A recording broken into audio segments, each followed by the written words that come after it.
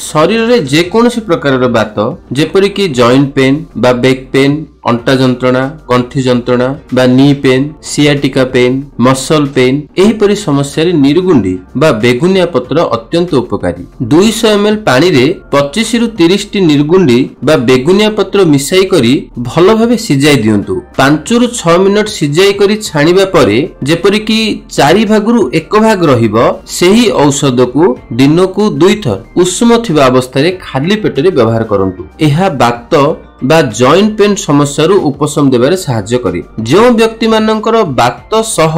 मल कठिन रही थाए सेही व्यक्ति माने एही जो प्रस्तुत होइतिबा मेडिसिन रे 8 रु 10 टोपा जड़ा तेल बा कैस्टर ऑयल मिसाई दियंतु एही उपचार व्यवहार करिवा द्वारा समस्त प्रकार बात रु उपशम मिलिबा सह मल सफा हेबारे बा कॉन्स्टिपेशन परि समस्या रु उपशम देबारे सहाय्य होय।